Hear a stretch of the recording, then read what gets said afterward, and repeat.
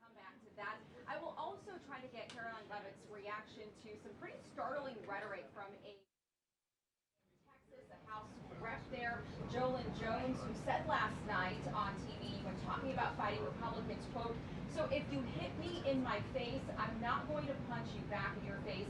I'm going to go across your neck." Pretty startling words there. Of course, Turning Point USA is not happy about this language. They're saying that it's rhetoric like this that got Charlie Kirk assassinated in the first place, a shot to the neck. So we'll try to get reaction to that as well. There are a lot of lingering questions that remain about this mini peace deal, this ceasefire, where it stands, with the VP on his way back now from Israel, telling reporters that the ceasefire is actually going better than he expected.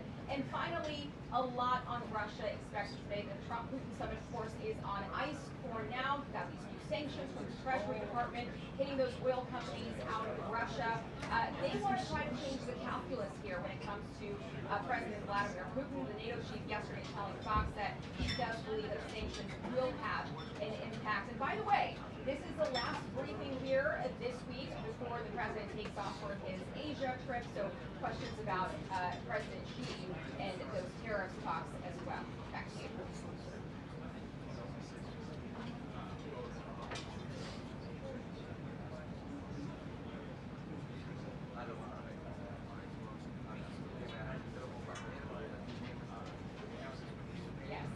Absolutely. In fact, we were talking with folks ahead of this briefing, and we were hearing that that might be actually one of the most popular questions of the day from the media here is questions about the renovations and construction going on, not too far away from here. So we'll see.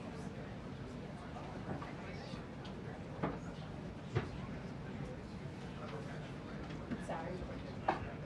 Hi. So, look, there's been a lot of pressure from Republicans over on Capitol Hill to get on with sanctions because they don't feel like the president of Russia is moving. So, of course, there is, looks like we might be starting here shortly. So there has been a lot of pressure from that side. They've got this big sanctions bill over there, I believe 80 plus senators, bipartisan bill, basically waiting to be put on the floor by Majority Leader John Thune. That's not happening just yet because every time they think that they're going to be able to do it, the White House comes along and basically, has more negotiations or more talks with Russia. So this is one more step towards trying to get Putin to the table to see if it works, but this is something the president said finally feels like he wanted to get done.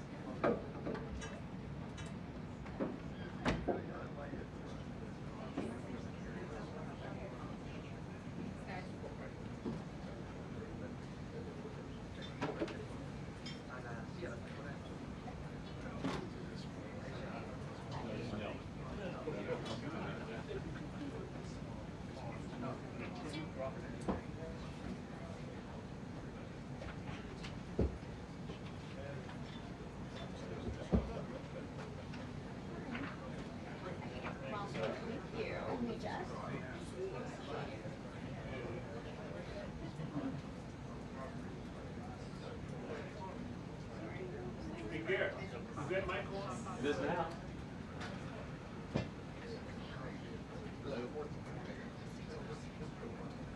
Check. 1, 2, 3, 4, 5. I'll bring the microphone. All right. Thank you. Sure.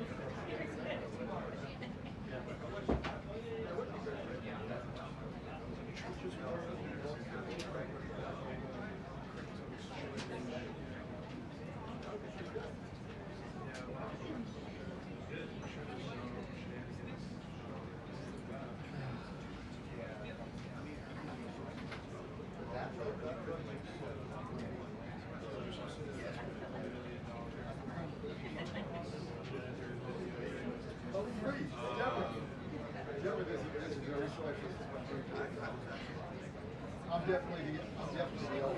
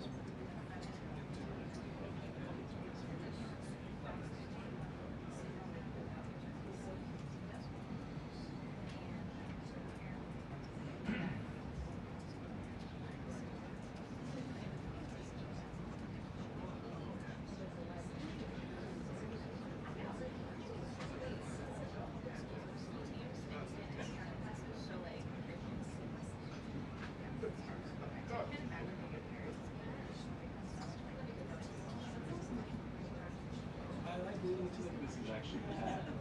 My friends are so old, to get them into ski school in the morning. They're out there hiring the instructor. Take them back to Mexico, they're still tired of it. It's expensive. So I'm my kids are still too, but I'm obviously ready. Yeah, and you're touching on skis right now. You stick to Crystal by Russian Bill, what's the spell? different climbing, but not like it's done. Their mountains are more convenient. The government said they're going to try to reduce it.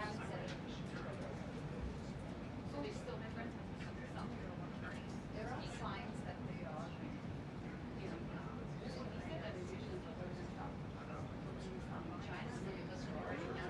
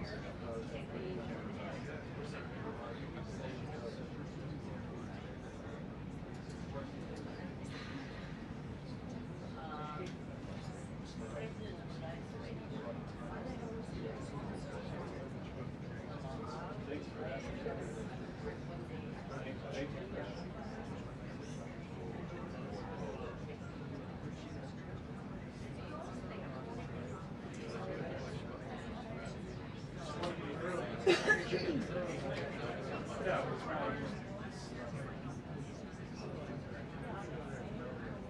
like that for a while.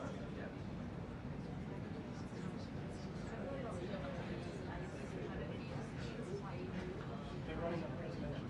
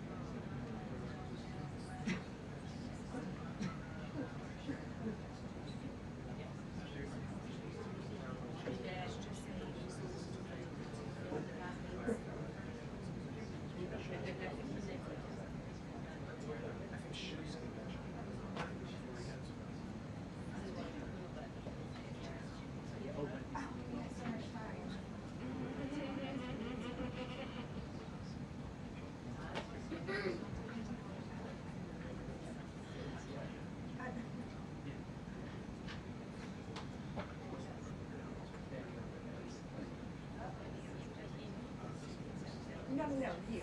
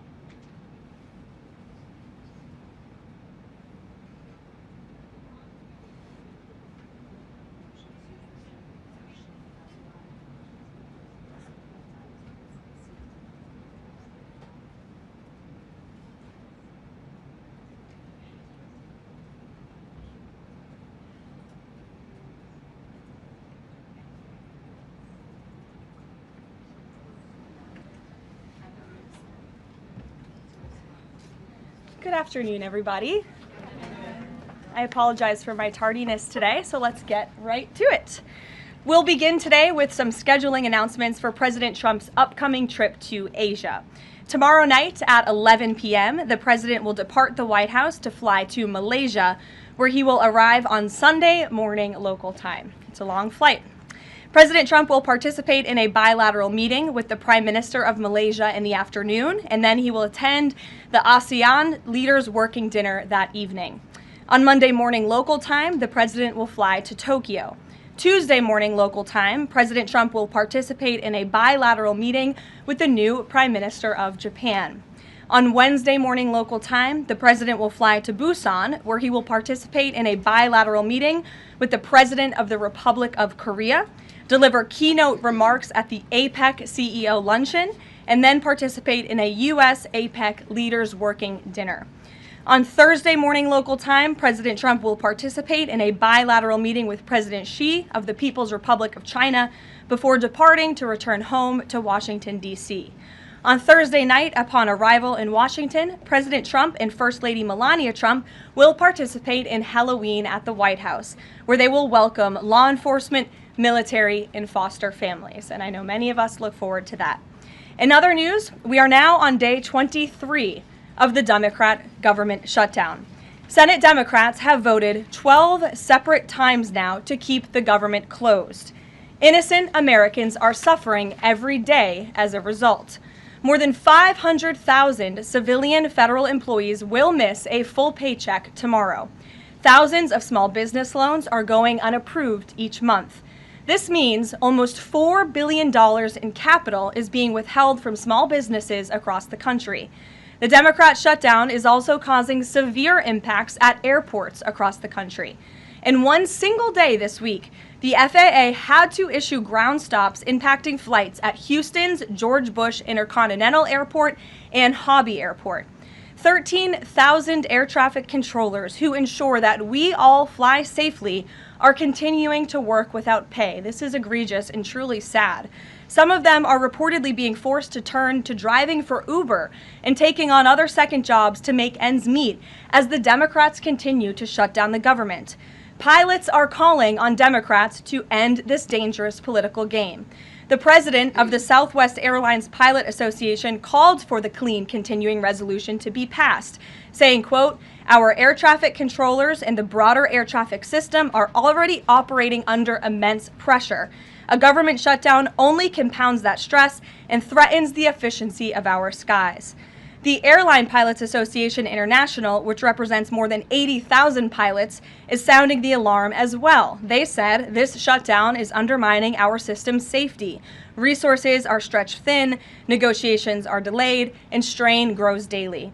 With the Thanksgiving holiday approaching, we are nearing the busiest travel period of the entire year, when millions of Americans will go to airports to spend time with their loved ones.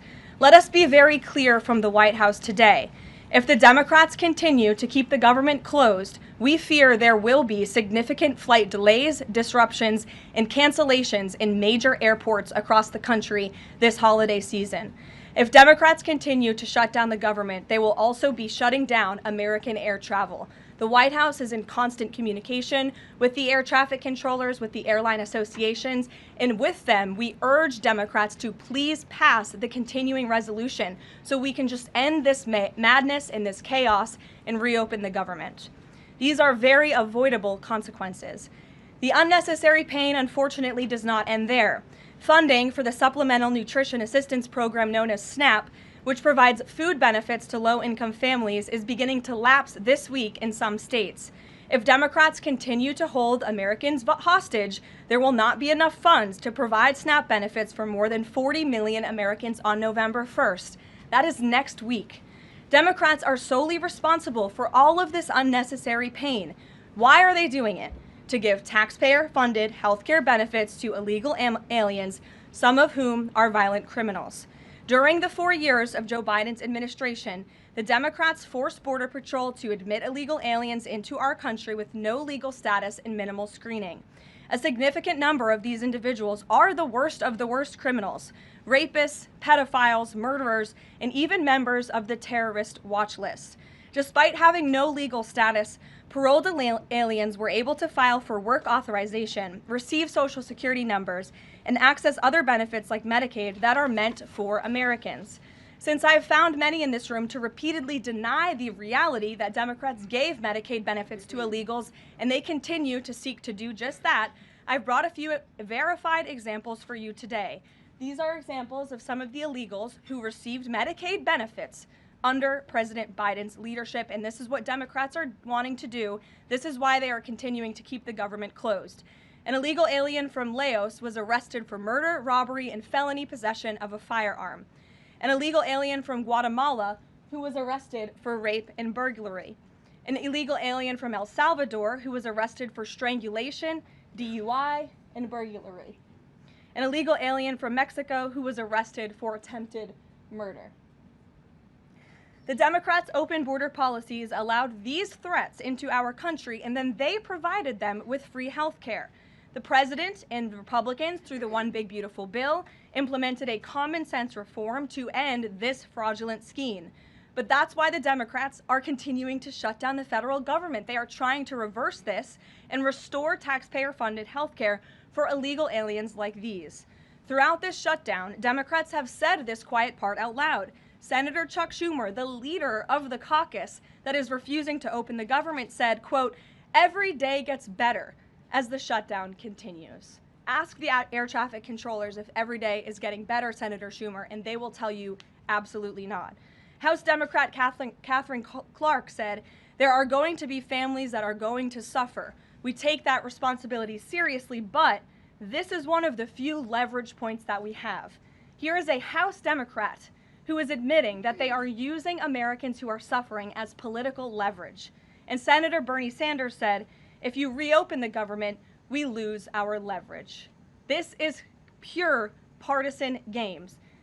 A senior Democrat aide said the party will not end the shutdown, quote, "short of planes falling out of the sky."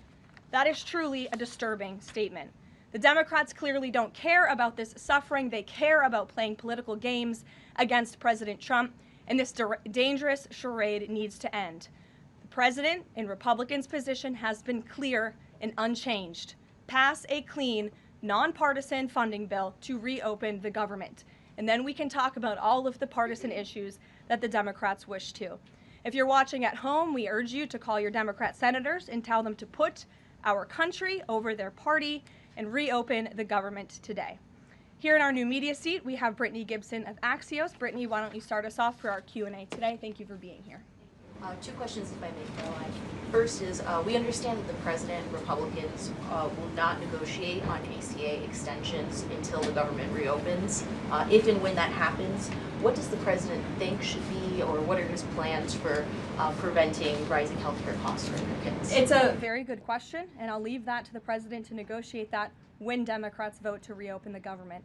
When it comes to lowering healthcare costs, the president is deeply committed to this. It's why he has spent so much time and effort negotiating with Big Pharma to lower the healthcare costs of prescription drugs. All of you have been in the Oval Office for multiple different announcements. We've had these most favored nations deals with these large pharmaceutical companies committing to lowering drug costs in this country. So it's something the president wants to do. And Brittany, one more point. I'll just point out the irony in Democrats holding the government and the American public hostage over a healthcare system that they created. The healthcare system was called Obamacare. Why? Because Democrats and President Obama implemented. And Republicans have always said it's a broken system, yes, but they caused it, and now they want to shut down the government to fix it. We need to open the government, and then we can have these very important conversations about healthcare. And the second, on H-1Bs and foreign students, during the campaign, President Trump said he wanted to make it easier for foreign students to work at U.S. companies, staple a green card to every diploma. But the changes from several agencies now on H-1Bs are adding more obstacles to that. The administration is being sued over those changes. Can you explain the changes in the president's thinking on H-1Bs? The administration will fight these lawsuits in court. The president's main priority has always been to put American workers first and also to strengthen our visa system. We know for far too long the H-1B visa system has been spammed with fraud, basically, and that's driven down American wages. So the president wants to refine this system, which is part of the reason he implemented these new policies. These actions are lawful, they are necessary, and we'll continue to fight this battle in court. Garrett. Two questions on different topics, if you'll Sure. indulge me. On the pardon of Changpeng Zhao, and apologies if I'm mispronouncing that name, Binance has significant business interests with World Liberty Financial, the president's family's crypto company. How do you respond to the allegations from Democrats that this is a corrupt act? I would respond and say the president is exercising his constitutional authority to grant clemency requests. And the President and the White House have a very thorough examination of every pardon request that comes to the President's desk. It is thoroughly reviewed by the White House Counsel Office, and I spoke with our great White House counsel about the pardon after it happened. This was an overly prosecuted case by the Biden administration. Even the judge in the case admitted that the Biden administration was pursuing a egregious over-sentencing of this individual, and the previous administration was very hostile to the cryptocurrency industry. So the president wants to correct this overreach of the Biden administration's misjustice, and he exercised his constitutional authority to do so. And to the Democrats, I would just say there's nothing more corrupt than what President Biden did on his way out the door, pardoning his extremely corrupt son and many of his associates. On the ballroom, first of which will probably be several questions about this today, I imagine. Is it a big story? It seems that way. The president's cost estimate has changed several times. I think it's up to $300 million now. Given the nature of all this, will the White House commit to releasing all of the donors and how much they're spending and how much of his own money the president is putting on the line to this? We have released the full list of donors thus far. Perhaps there will be more people who want to generously contribute to this project. And the president, yes, has committed his own resources. And when he releases that information, which I'm very confident he will, you will all see that. We'll see a dollar figure from the president? Yes, he will. And I would also just add the president has been incredibly transparent. I would reject any notion otherwise when it comes to this ballroom project. It's something he personally has obviously taken an interest into and has talked with all of you in this room many times about. You have seen the model in the Oval Office. Last night he showed that for you. But when this plan was presented and when these renderings, as soon as they were complete, the president directed me to come out here and to share them with all of you. I did an entire opening remarks about what this ballroom project was going to look like. With any construction project, there are changes over time as you assess what the project is going to look like, and we'll continue to keep you apprised of all of those changes, but just trust the process. This is going to be a magnificent addition to the White House for many years to come, and it's not costing the taxpayers anything. The president is privately funding this ballroom addition to the White House grounds. Jennifer. To follow up on that, one thing that's not in the president's model is the East Wing bunker, the president's emergency operations center. Can you say if his update, that $300 million, does that include the cost for upgrading that bunker? Look, like any security enhancements that are made on the White House grounds, those will be made and maintained by United States Secret Service. As for the cost of the ballroom and the construction itself, all of that is going to be, like I've said, privately funded and paid for by the president himself and many generous patriots who have stepped up. Included in that funding? Correct. Okay, and then can you say, well, that's all right, I'll skip that one. Thanks. We just. Thank you, Caroline. More ballroom questions. Okay. So the White House has explained that the reason you didn't submit construction plans to the NCPC is because that commission, along with others, don't have oversight over demolitions, but only over construction. And so far, you haven't built anything. So can you help us understand, can the president tear down anything he wants without oversight? Could he demolish this building or, say, the Jefferson Memorial? So it's not the president who came up with that legal opinion himself. That's a legal opinion that's been held by the NCPC for many years. It's written, so we can get you that background and that research if you wish to include it in your reporting, because it is very important. They have ruled consistently, their general counsel has said, when it comes to phase one of this project, the tearing down of the current East Wing structure, a submission is not required legally for that. Only for vertical construction will a submission be required, and that's a legal opinion from them, and we are following that legal opinion. And again, I would just add, can any president do such a thing to the White House grounds? There have been many presidents in the past who have made their mark on this beautiful White House complex. This briefing room, as you all know, was not once a briefing room. It was a swimming pool. There have been presidents who have completely torn down the executive mansion. If you look at what President Truman did, some of the photos of the construction project that took place in those years. I think sitting here today, we're all grateful for those efforts and the modifications that happened at that time. And again, in due time, the East Wing is going to be more beautiful and modern than ever ever before. And in addition, there will be a big, beautiful ballroom that can hold big parties and state visits for generations to come. So it sounds like the answer is yes, he can tear down whatever he wants. And then secondly, I mean, that's not what we're saying. That's a legal opinion that's been held for many years. And interpreting it. no, it's something that presidents have done for years and years. In fact, I have some photos here. Thank you, Pat, to show you the construction that's taken place on the White House grounds. This is the construction of the West Wing in 1902. Look at this, the construction of the West Terrace in 1902. These images look quite similar to what you and the American people are seeing today, the construction of the East Terrace as well. You look at the construction of the West Wing expansion in 1934. So look, this is a legal opinion that's been held for many years. Look at, this is 1950. Yes, It looks a those are lot the like what you were constructions. seeing today. Can he demolish anything he wants? What do you without think that oversight? rubble is? How did that rubble get there? Right, so I'm Demolition. asking, Reagan. and then back to the donors. Go ahead, Reagan. Many of them are. Two Reagan, questions go for ahead. you, one on immigration and another on Venezuela. It's being reported that the semi-truck driver suspected of killing 3 people in a DUI crash is an illegal immigrant who came in under the Biden administration. Do you know if California gave him a commercial driver's license? And then it also appears that California largely has not been cooperating with English proficiency standards. I'm wondering if the administration has any further plans to punish the state. Yes, I can confirm that California gave this individual a license, and it is something that the Department of Transportation has already looked into. I know Secretary Duffy, who's doing a phenomenal job, has spoken on this many times in the crackdown that the Department of Transportation is taking on these licenses that are wrongfully being issued to people who clearly do not deserve to uphold these positions.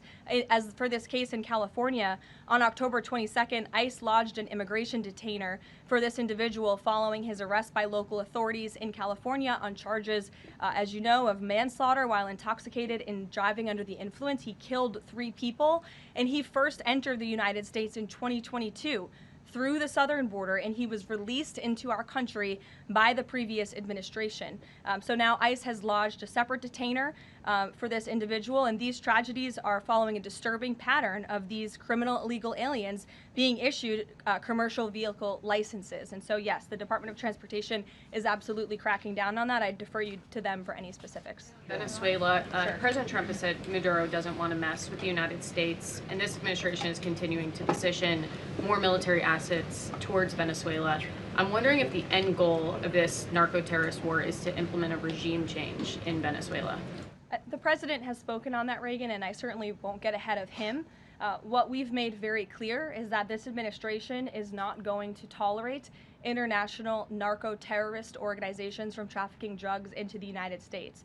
And these cartels over time have grown more armed, well-organized, and violent. They have financial means, sophistication, and capabilities needed to operate in the way this administration has. And they have illegally caused the deaths of tens of thousands of American citizens each year. So that's where we are right now with respect to Venezuela, but also any country that is sending purposefully illegal narco-terrorists to the United States of America to bring illegal drugs. Why don't we go in the back? The U.S. and Colombia relationship right now is at one of its lowest points in decades. We heard what President Gustavo Petro had to say about President Trump. We heard yesterday the response from President Trump. Is there any kind of compromises or gestures from the Colombian president that President Trump would like to see in order to de-escalate the tensions? Is it possible a de-escalation? I don't think we're seeing de-escalation from the unhinged leader of Colombia right now, and I don't think the president, frankly, is interested in that at this point. He spoke on this yesterday, and I don't have anything to add to his comments. Go ahead. Yes. Thank you, Caroline. Thank you. In addition to the ballroom and the Rose Garden I'm going patio, into the back. Sorry. Go ahead. in addition to the ballroom and the Rose Garden patio, is the president looking at any other renovations or significant kind of projects here at the White House? Not to my knowledge, no. But he's a builder at heart, clearly. And so his heart and his mind is always churning about how to improve things here on the White House grounds. But at this moment in time, of course, the ballroom is really the president's main priority. Kristen. Last week, President Trump announced that he had a productive call with Vladimir Putin. They scheduled a meeting in Hungary. Since then, he has canceled the meeting and he has imposed sanctions on Russian oil companies. Can you talk about what changed that led to this dramatic shift, or even just what occurred in the last week that got us from point A to point B? Sure. Look, the president has always maintained that he would implement sanctions on Russia when he felt it was appropriate and necessary. And yesterday was that day. I think the president has also long expressed his frustration with Vladimir Putin and frankly both sides of this war. And he's always said in order to negotiate a good peace deal, both sides need to be interested in a good peace deal. And he feels as though, unfortunately, from the Russian side as of late, he has not seen enough interest and enough action in terms of moving the ball forward towards peace. And so a meeting between these two leaders is not completely off the table. I think the president and the entire administration hopes that one day that can happen again, but we want to make sure that there's a tangible, positive outcome out of that meeting and that it's a good use of the president's time. Of course, he's traveling to Asia next week. He has a number of events coming up here on the home front as well. He's been incredibly busy, as you all know. You're all tired from covering him and his movements every day. And so we want to make sure it's a good use of the president's time, and the president doesn't want to waste his time, and he said that. All between the Secretary of State and Lavrov that led President Trump to believe that President Putin or the Russians did not want a peace deal. That was not the sole reason, no. I think the Secretary Rubio felt that was actually a productive call. But again, the president wants to make sure that a meeting between himself and President Putin will be a good use of his time. What exactly led to President Trump not believing after his call on Thursday, where he said he did think he wanted peace and wanted a peace deal, to believing that Russians were not? Again, the president wants to see action, not just talk. And I think the president is extremely motivated by the success of his peace deal in the Middle East to get things done.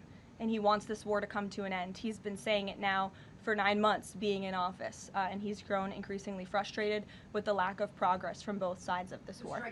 Mary. For example. Two quick construction questions, if I can. You mentioned any construction project comes with changes. The president had initially said that this project wouldn't interfere with or touch the current structure. Now he says to do this properly, he realized that the East Wing had to be demolished. This is the people's house. Why not inform the public of that change and when it was decided that the East Wing would have to be demolished? Look, again, with any construction project, changes come, and we have informed all of you. We've been keeping you apprised of this project. We've shown you the renderings, and if you look at the renderings, it's very clear the East Wing was going to be modernized. Instead, in fact, I said that in the briefing when we initially introduced this plan to all of you and to the public. But the East and tearing down are two different things. Well, again, the plans changed when the president heard counsel from the architects and the construction companies who said that in order for this East Wing to be modern and beautiful for many, many years to come, for it to be a truly strong and stable structure, this phase one that we're now in was necessary. And the president wants to do right by the people's house. And so that's exactly what he's doing. It's going to be, again, like I said, much more stable, strong, secure, and more beautiful than ever once it's complete. And the First Lady's offices, where will those be? The First Lady's offices, the Social Secretary's office? In the East Wing. They will be back where they were? Yes. Perfect. Thank you. Cattle ranchers who supported the president's election have raised some concerns about plans to import beef from Argentina. How will the Trump administration support those farmers? Look, the president hears those concerns. He addressed them yesterday himself. President loves our ranchers, and our ranchers love our president. And in fact, the president did a lot for them in his first term here. They are struggling because of the many horrible policies of the previous administration. President loves our ranchers, and he also loves American consumers, and he wants to do right by both. So the immediate solution to the problem of the rising cost of beef, President wants to bring that down, as we have to increase our supply. And so that's what he's doing with respect to these imports. But the president also is looking out for our ranchers with a long-term plan that was released by the Secretary of Agriculture yesterday. It's a 3-part plan. It's very extensive and detailed. I would encourage all of you to read through it. But there's really 3 points to this plan that the president has agreed upon and has entrusted Secretary Rollins to implement. Number 1, strengthening U.S. cattle production through increased grazing access, endangered species reforms, enhanced disaster relief, increased access to capital, and reducing costs for new and young ranchers. We want to incentivize more Americans to get into this noble profession. Lowering long-term costs by cutting inspection costs, increasing market options for consumers with product of USA labeling, and ensuring consumers know that they are eating American beef. It's a good incentive for the American consumer. And lastly, growing the domestic herd while boosting long-term demand to reduce prices for for consumers while growing the markets for our ranchers. So President hears them. He has to address both of these problems for the ranchers, but also for the American consumer. He promised to lower costs, and that's what he's committed to doing. Caroline. Thank you. Two questions not on the ballroom. The first is, there's a Democrat in Texas who's actually running for Congress who said last night during an interview when talking about fighting Republicans and this administration, quote, "If you hit me in my face, I'm not going to punch you back in your face. I'm going to go across your neck." This has obviously really upset those folks over at Turning Point USA after the Charlie Kirk assassination. Just your response to that kind of rhetoric? Just very jarring rhetoric, and I think it's very unacceptable. I hope the people of Texas will do the right thing and reject this person's candidacy. It should have no place in American politics. And then just a quick second question on oversight Democrats that are saying that they're creating this master ICE tracker, basically tracking all ICE activity. We've seen the protests in New York just yesterday. Homeland Security is saying that this sounds like obstruction of justice. What do you say? Again, this is actively putting the lives of our ICE agents at risk. We've seen media outlets, in fact, in this room, also write stories about ICE tracker apps that Democrats and other left-wing activists have created to track the location of ICE agents on the ground in our communities. Again, I've said this repeatedly and I will continue to say it. The men and women of ICE are outstanding people. I wish a Democrat on Capitol Hill would actually have the courage or the guts to stand up to their party and sit down with some of these men and women who are doing this incredibly difficult job of enforcing our federal immigration laws. They are, again, simply trying to enforce the law and do their jobs. And if Democrats spent a little bit more time understanding that and also focusing on the people who they are trying to get out of our country every single day. As I spoke about earlier, 3 innocent people in California are dead because an illegal alien who Democrats let into this country was wrongfully issued a trucker's driving license and clearly was not fit for the job because he was driving intoxicated and killed 3 innocent people. Democrats should focus a little bit more on that. Stop trying to fight this president and this administration on every turn and restore law and order. That's all that we and these brave men and women of ICE are trying to do. Mary. Thanks, Caroline. I have 2 questions, one on San Francisco and one on the No Kings protesters. On San Francisco, the president said that he had a call with the mayor and he was planning on surging there, but now because the mayor really wants to fix it up himself, they're going to do that. Is this what Trump hopes happens in pretty much every city? The president hopes, and I've said this so many times, and I think the president's conversation with the San Francisco mayor last night and his statement today prove the president is willing to work with anyone across the aisle, across the country, to do the right thing and clean up America's cities. He is genuinely interested in this effort to make our streets safer, to make our cities safe and clean again. And he heard from the mayor last night who told him that he is going to earnestly try to make his city better on his own. The president heard him out. He said, okay, I'll give you a chance. We'll be watching, and if you need us, we are here. And if I feel as though you continue to fail your citizens, the federal government may have to step in. But we'll continue to watch San Francisco, and that law enforcement operation has now been paused. Thank you. And then on the No Kings protesters, I saw videos of people explicitly calling for violence against Stephen Miller, against the president, shirts saying we don't have enough assassins, calling for more political violence. Does the president want to see arrests here, and are we going to see arrests of these types of explicit calls to violence? I would think myself, the president, and everyone here at the White House certainly hopes that anyone who is making violent and illegal threats in that way against public officials will be arrested and prosecuted. Sure. Thank you. 2 questions. Would the president support the Senate ending the legislative filibuster to end the shutdown? This is something I haven't heard the president talk about much, so I don't want to speak on him for it. I'll let him answer that question himself. And do you have an update on the NASA administrator nominee? Do you plan to nominate anyone soon? Or does the president nominate anyone soon? Sorry. I'll leave that to the president himself. He'll make a decision in due time, and when he does, you will hear directly from him, as you always do. Back, we'll give our friends in the back a chance. Yes. As you mentioned at the top of the briefing, USDA has warned that it will run out of funds to pay full SNAP benefits next month if the shutdown continues. Senator Hawley is floating a bill that would ensure SNAP benefits are continued to pay during the shutdown. Would the president support such a move? And you also announced that the administration was using tariff revenue to keep WIC going during the shutdown. How long will that last? And is anything similar being considered for SNAP? Yes, the administration would absolutely support that legislation. We hope that it would come over the finish line, but the bill that will get everyone paid and put everyone back to work is the clean continuing resolution. That's what the president and Republicans want to see. Ed, go ahead, Ed. Thanks, Caroline. On the Russian sanctions again, how much pressure do you think this sanctioning these two Russian companies actually puts on President Putin? Because the last administration sanctioned two other oil companies. So how much economic pressure is this really? A lot.